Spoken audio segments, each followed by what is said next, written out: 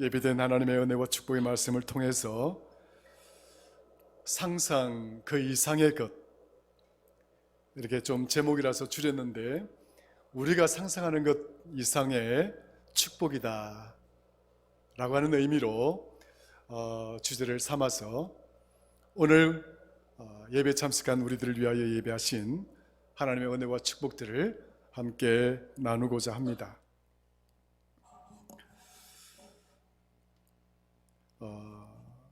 오늘 본문의 말씀은 대단히 중요한 반전의 말씀들입니다. 그러니까 하나님의 구원의 역사에 있어서 하나님의 백성들을 약속의 땅에 데려갔지만 이 백성들이 그 땅에서 온전히 하나님을 신뢰하고 의지하지를 못했어요. 그러니까 400년이라고 하는 긴 세월 동안 하나님께서 매 순간순간 위기 때마다 사사를 주십니다. 그러니까 재판관들이죠. 혹은 또 지혜자라고 말씀드릴 수 있는데, 쉽게 말하면 그때그때마다 필요한 지도자를 허락하시죠. 그 400년의 그런 불순종의 시간, 어둠의 시간이 이어지게 되는데, 그 어둠의 시간을 거두어내시고 이제 하나님께서 새로운 구원의 역사의 첫 또 다른 구원의 놀라운 역사를 이끌어가는 그 전환점, 바로 그 전환점에 나오는 사건 중에 해당이 되겠습니다. 그러니까 여기에 등장하는 사무엘은 이제 사사시대, 그러니까 약속의 땅에서 이스라엘 백성들이 하나님을 온전히 신뢰하지 못해서 저들이 그 어두운 온전한 축복의 백성으로 살지 못했던 그 어두운 400년의 그림자들을 다 걷어내는 바로 그 출발점이죠.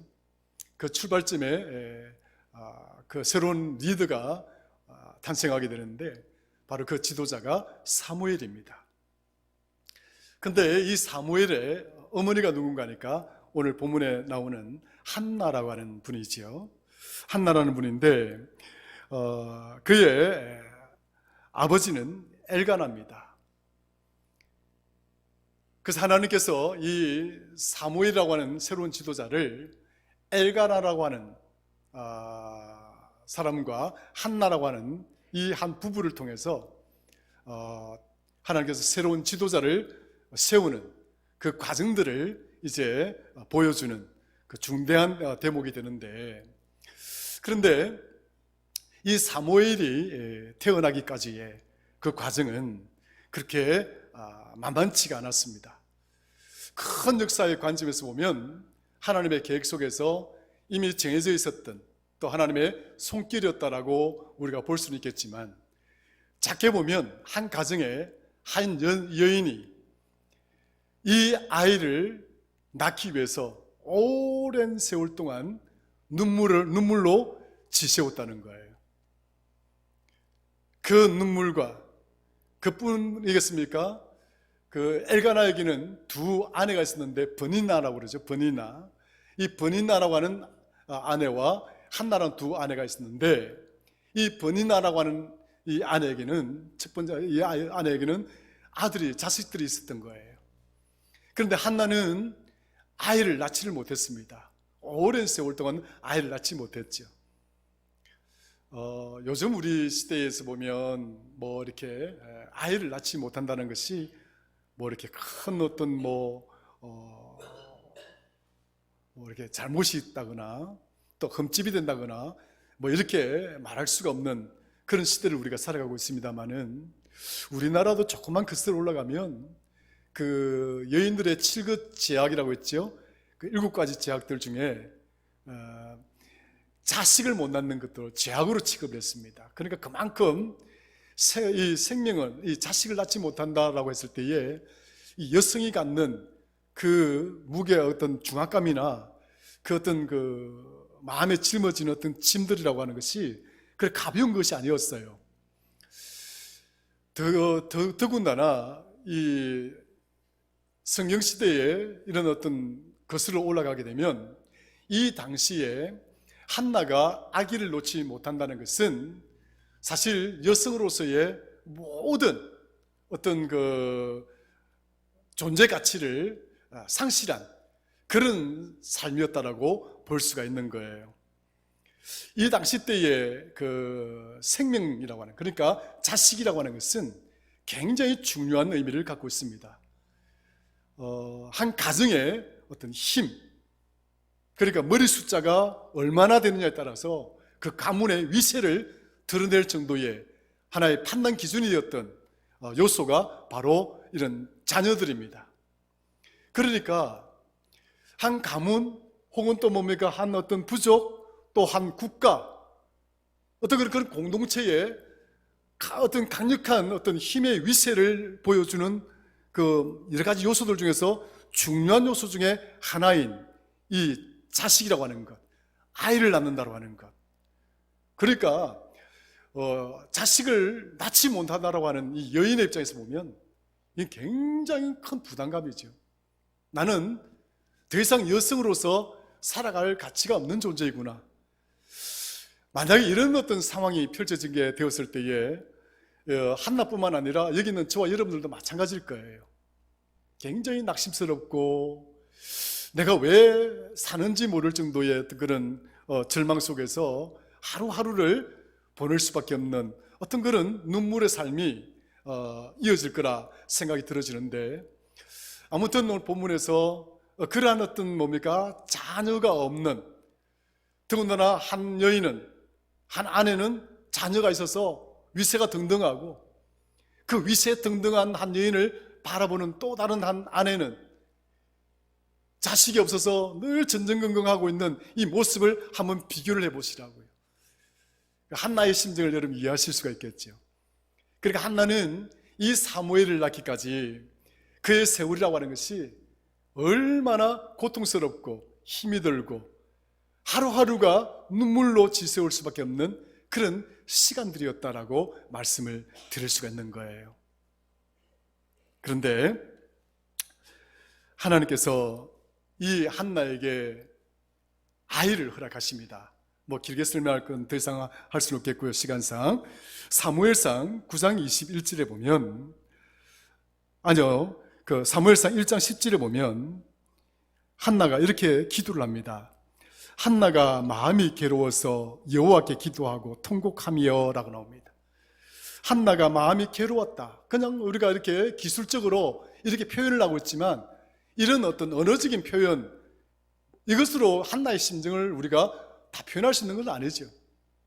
괴로웠다, 괴로웠구나, 그런 정도가 아니에요. 굉장히 이거는 정말 어떤 언어로도 위로고 할 수 없을 정도의 괴로움을 겪었다, 이런 말씀드릴 수 있고요. 그래서 그는 여호와께 통곡했다라고 이야기하고 있는 거죠. 그러니까 사무엘상 1장 10절에 나오는 이 한나의 이 괴로움과 또 1장 10절에 나오는 이 한나의 통곡의 기도가 어느 날 갑자기 한순간에 이루어진 기도였는가? 이런 성경을 읽을 때 이런 맥락들을 잘 주의해서 읽어야 은혜가 되는 거예요. 자칫 잘못하면 뭐 그런 세월 중에서 한나가 어느 날 갑자기 그렇게 기도를 했구나, 그렇게 뭐 통곡을 했구나, 아니라 이 장면은 한나의 일생을 대변해주는 언어예요.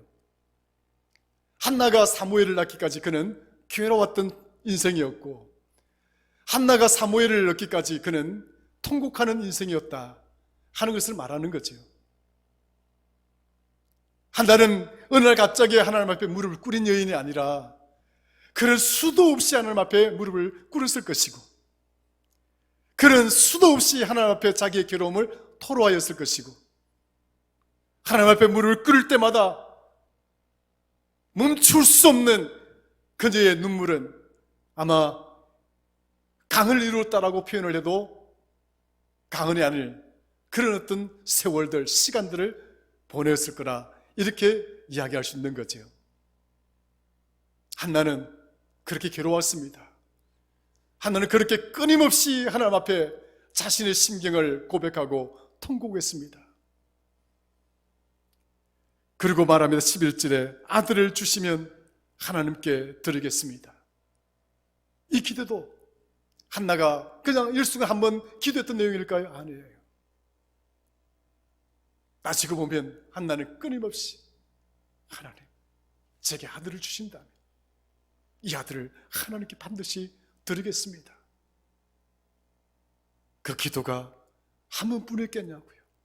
미루어지고 연기되어지고, 내가 정한 시간에 응답하지 않는 하나님, 내가 정한 그 범위 내에서 응답하지 않는 하나님, 그것 때문에 한나는 괴롭고 그것 때문에 하나님께 통곡하고 있는 거예요. 왜 이렇게 미루십니까? 왜 이렇게 응답하지 않습니까? 그런 세월들인 거죠. 그러다 보면 사실 우리가 피곤해지고 이렇게 포기하게 되잖아요. 여러분들 다 그런 경험 해보시잖아요. 막 어떤 문제가 생겨서 하나님은 막 열심히 기도하고 통곡하고 그러는데 언제 기도 응답하시나? 그러다 보면 그냥 흐지부지 기도를 포기하고 그냥 이렇게 살 때가 얼마나 많은가요? 성도 여러분, 기도를 포기하지 않는 성도들 되시기를 주의 이름으로 축원합니다. 한나는 그 고통 속에서 기도를 포기하지 않았고 끝까지 지금 이 순간까지 기도를 하였더니 하나님이 한나에게 사무엘을 주신 거예요. 할렐루야, 할렐루야. 그런데요, 하나님은 이 한나에게 사무엘을 주셨는데 약속대로 한나가 사무엘을 하나님께 드렸잖아요. 앞으로 사무엘은 하나님의 그 구원의 역사에 있어서 위대한 역할을 할 거예요. 그런데 하나님은 한나에게 사무엘을만 주신 것이 아니라, 오늘 본문에 보니까, 자 볼까요? 21절 시작. 여호와께서 한나를 돌보시사 그로 하여금 임신하여 세 아들과 두 딸을 낳게 하셨고 아이 사무엘은 여호와 앞에서 자라니라. 할렐루야. 그토록 오랜 세월 동안 응답이 없었던 하나님, 그런데 하나님이 어느 날 갑자기 한나는 한 아이를 원하고 이 아이를 하나님께 드리겠다라고 한 그런 기도를 하면서 아이를 달라고 기도했는데 하나님은 이 한나를 기도를 외면치 아니하시고 사무엘을 주셨을 뿐만 아니라 하나님은 한나에게 더 넘치는 자식의 축복을 허락하시는 거예요. 한나가 상상했던 그 이상의 축복, 한 명이 아니라 이어서 3명의 아들을 주시고 2명의 딸을 허락해 주시다는 거 아니겠습니까? 성도 여러분, 이것이 오늘 설교의 포인트입니다. 오늘 이 부분이, 이 대목이 우리 자신들의 믿음의 자리를 돌아볼 수 있고 또 점검해 볼 수 있는 거울과 같은 지점입니다. 한나가 어떻게 해서 그녀가 상상했던 그 이상의 축복을 이렇게 누릴 수 있었던가? 그건 한나에게도 그 이유가 있긴 하지만 한나에게만 이유가 있는 것이 아니라 그것은 오히려 우리를 사랑하시는 하나님의 은혜에 있다라고 여러분들 기억하시길 바랍니다. 우리가 상상하는 것 이상의 축복을 주시는 하나님, 한나가 기도를 열심히 하고 한나가 온전한 믿음을 보였던 그런 부분도 있겠지만 그럼에도 불구하고 중요한 것은 하나님은 하나님의 택한 백성들의 기도를 외면치 아니하시고 하나님 택한 백성들의 그 처지와 상황들을 반드시 기억하시고 우리가 낙심하고 우리가 절망하고 우리가 여기가 끝이다라고 하는 그 지점부터 새로운 희망을 주시고 우리 다시 이어갈 수 있는 생의 의지를 허락하시는 분, 바로 그분이 하나님이시다는 사실을 오늘 한나를 통해서 우리에게 깨우쳐 주고자 하는 거예요. 3가지의 관점에서 살펴보면, 첫 번째, 한나가 이렇게 그녀가 상상했던 그 이상의 축복을 누릴 수 있었던 것은 첫 번째 뭐냐? 그것은 하나님을 끝까지 신뢰하는 믿음을 가졌기 때문입니다. 따라하십시다. 하나님을 끝까지 신뢰하자. 오늘도 제가 말씀을 드렸죠. 한나의 기도는 한 번의 기도가 아니라 그녀의 눈물의 시간 그만큼이나 계속 이어졌던 기도였다는 거예요.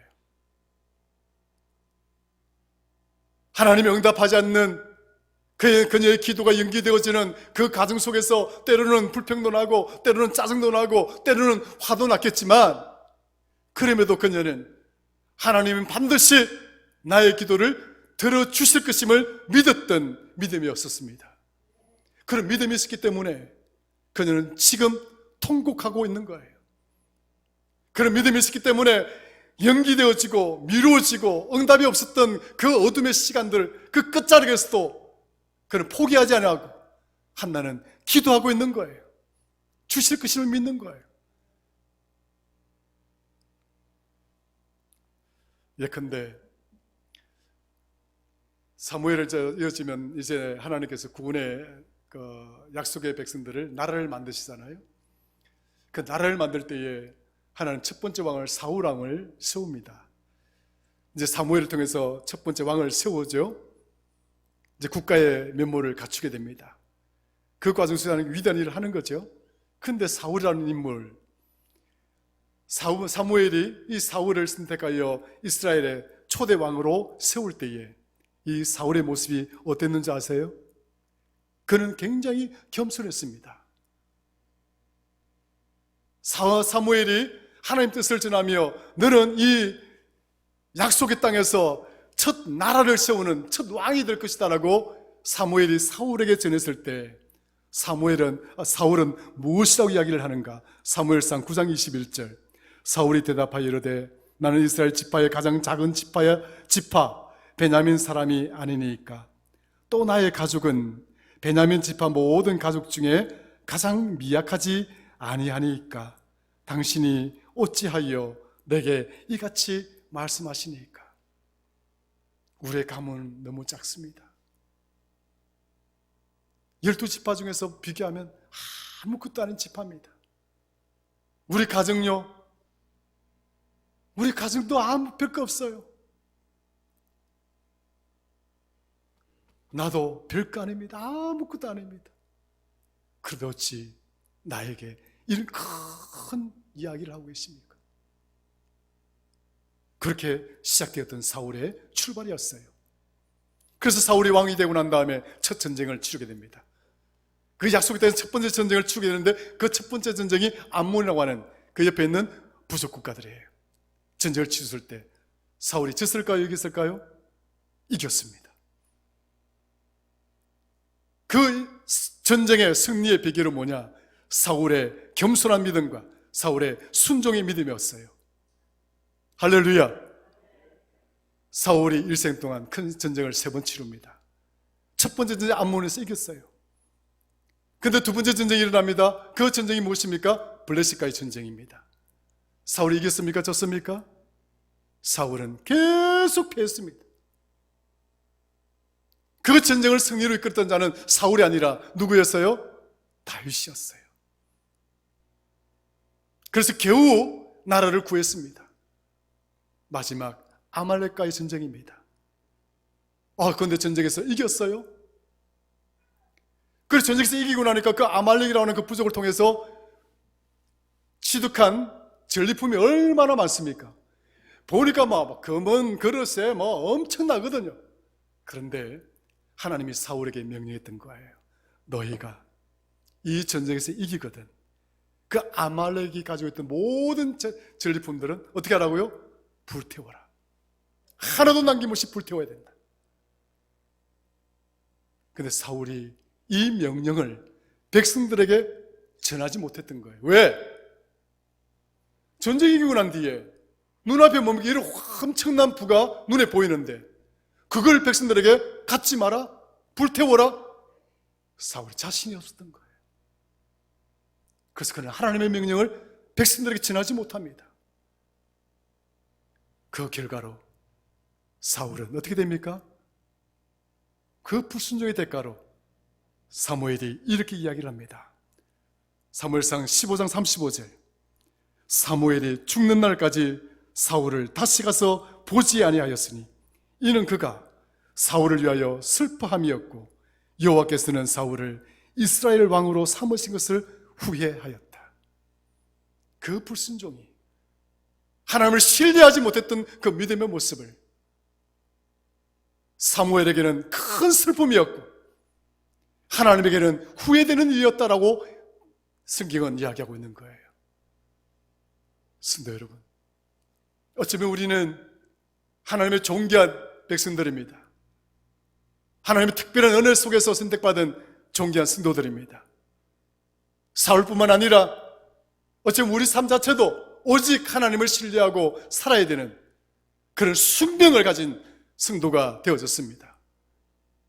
어느 날 갑자기 하나님이 슬퍼하거나 어느 날 갑자기 하나님이 후회하는 일이 생기면 어떨까요? 저와 여러분들에게 사울과 같은 전체를 밟는 자가 아니라 마지막 순간까지 기도를 포기치 않고 하나님께 간구하고 하나님 앞에 서 있는 그런 하나님을 온전히 신뢰하는 그런 성도들이 되시기를 주의 이름으로 축원합니다. 한나가 그 이상의 축복을 받았던 것은 이렇게 하나님을 신뢰했다는 거예요. 다윗이 왜 이어서 이스라엘의 왕이 될 수 있었을까요? 물맷돌의 믿음 아니겠습니까? 골리앗과의 전쟁에서 다윗이 할 수 있었던 게 뭐 있었냐고요? 아무것도 없는 거예요. 물맷돌 가지고 다윗과 싸웁니다. 그 빙 돌려가지고 돌고 조그만 조약돌 그걸 뭡니까? 던져서 그 위대한 장군과 싸우고 있는 거예요. 그러면서 하는 이야기가, 너는 단창과 칼을 가지고 내게로 오지만 나는 여호와 이름으로 너에게 나간다. 그 물맷돌로 나가는 거예요. 그게 무슨 힘이 있길래? 그 엄청난 전력 앞에서, 그 엄청난 무기 앞에서 다윗이 들고 있는 이 꼴랑 물맷돌, 이게 뭐예요 도대체? 뭘 하겠어요? 여러분, 놀라지 마십시오. 다윗은 이 골리앗 이 물맷돌을 믿었던 것은 이 물맷돌을 믿은 것이 아니라 이 물맷돌과 함께 하시는 하나님을 의지하였던 거예요. 물맷돌을 이지만 하나님이 함께 하시면 그 물맷돌이 저 엄청난 적군을 무찌르고 무너뜨리고 그 전쟁에서 승리를 이끄는 하나님의 칼이 될 수 있음을 다윗은 믿었던 거예요. 우리의 믿음의 신뢰라고 하는 것은 이런 믿음을 가지는 거예요. 내가 비록 지금 연약하고 가진 것이 없고 조건이 막 이렇게 열악하지만 그럼에도 불구하고 하나님이 나와 함께 하신다면 나는 지금 이 열악한 이 처지, 이 어려운 상황들을 이기고도 남음이 있다고 하는 그런 믿음을 갖는 거예요. 그러면 하나님께서는 저와 여러분들이 생각하는 그 상상 이상으로 우리를 축복해 주시는 하나님이신 줄로 믿으시기를 축원합니다. 물맷돌이 변한 물맷돌이 하나님이 함께 하시면 탱크로 무장한 적군을 할지라도 그 이상 그 무기를 뛰어넘게 하시는 하나님. 하나의 축복은 바로 온전히 하나님을 신뢰하는 믿음이 있다는 거예요. 이삭은 하나님을 온전히 신뢰하는 종이었습니다. 아브라함이 이삭을 데리고 모리아산에 제물로 바쳐지는 그 순간에도 그는 아버지께 결코 불평하거나 원망하지 않았습니다. 하나님의 뜻을 온몸으로 받아들였던 그런 절대 순종의 상징이었습니다. 그가 살아갈 때 그랄 땅에서, 그 이방의 땅에서 모든 이방의 족속들이 그 가뭄에 힘들어하고 고통하고 어려움에 빠졌을 때 하나님은 그 고난의 상황 속에서 그럼에도 불구하고 이삭에게 100배의 축복을 허락하신 거예요. 10배가 아니라 100배의 축복이라고 했습니다. 하나님을 신뢰하는 믿음, 그래서 축복의 통로가 되는 줄로 믿으시길 축원합니다.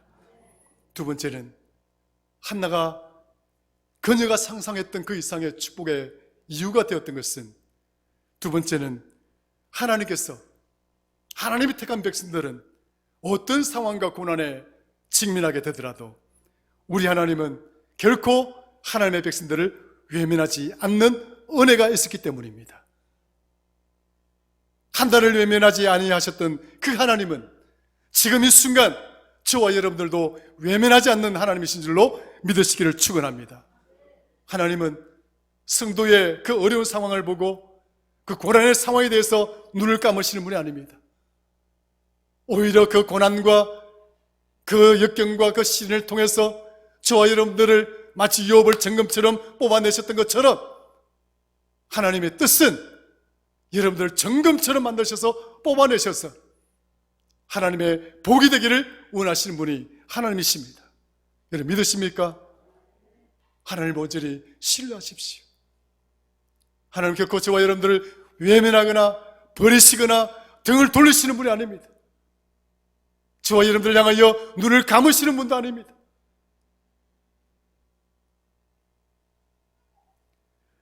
엘리야가 낙심하고 절망하여 광야에 쓰러져 스스로 자기 목숨을 끊으려고 합니다. 갈멜산에서 바알 선지자 450명과 아세라 제사장들 400명과 싸워서 엄청난 전가를 올렸던 이 엘리야가, 아세라가 자신을 죽이겠다라고 하는, 이세벨 여왕이 자신을 죽이겠다라고 하는 그 경고문에 놀라서 도망을 칩니다. 돌아보니까 아무것도 없습니다. 그 광야에서 의지할 곳도 없습니다. 두려워집니다. 그 공포에 휩싸여서 차라리 내 목숨을 내어달라고 그 절규하면서 그 광야에 쓰러집니다. 인생은 이렇게 엘리야처럼 믿음 생활 잘했지만 때로는 이렇게 쓰러질 수 있는 거예요. 마치 하나님이 없는 것처럼, 내가 지금까지 살아왔던 그 믿음 그 자체가 무의미했던 것처럼 느껴지는 경험을 할 때가 있는 거예요.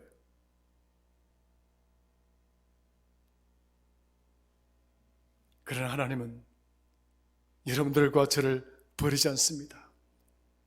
엘리야를 버리지 아니하시고 찾아가십니다. 두 분이나 찾아가십니다. 숯불에 구운 떡을 먹이고 물을 마시게 하고, 엘리야야 일어나거라. 네가 여기서 이르면 어떻게 하나님의 집에, 하나님의 산에 네가 이룰 수 있겠느냐. 엘리야야 일어나거라. 그래서 하나님의 산에 가자.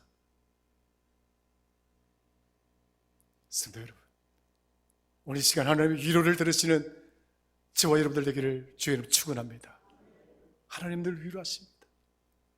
등을 두드리시고 우리가 힘들어하고 어려워하는 그 고난의 처지를 우리보다 더 아프게 경험하시고 더 힘들게 짊어지시고 우리 손을 잡아주시는 분이 하나님이신 거예요. 나사로가 죽었습니다. 많은 사람들이 이미 죽었고 그 나사로를 지켜보는 많은 사람들이 슬퍼하고 절망하고 낙심했을 때 우리 주님은 찾아가셔서 눈물을 흘리시면서 나사로를 살리십니다.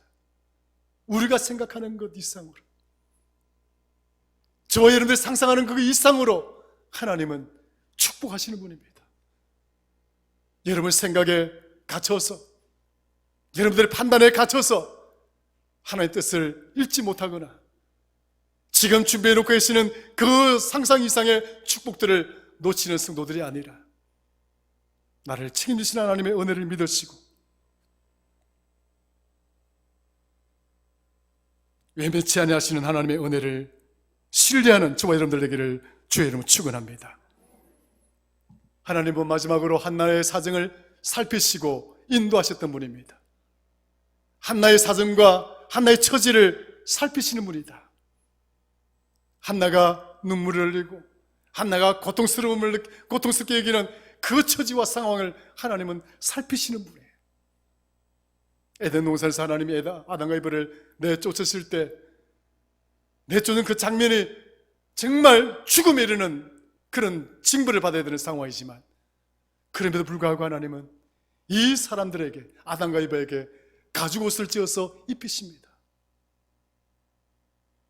비록 에덴 동산에서 내쫓으시지만 그냥 벌거벗은 모습으로 내쫓는 것이 아니라 하나님이 직접 가죽옷을 지어서 다시 그 옷을 입혀서 내어보내는 거예요.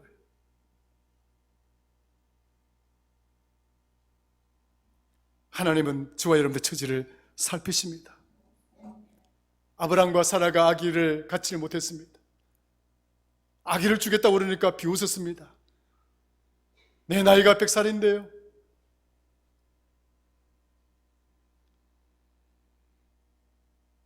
하나님의 사자의 말을 비웃었습니다.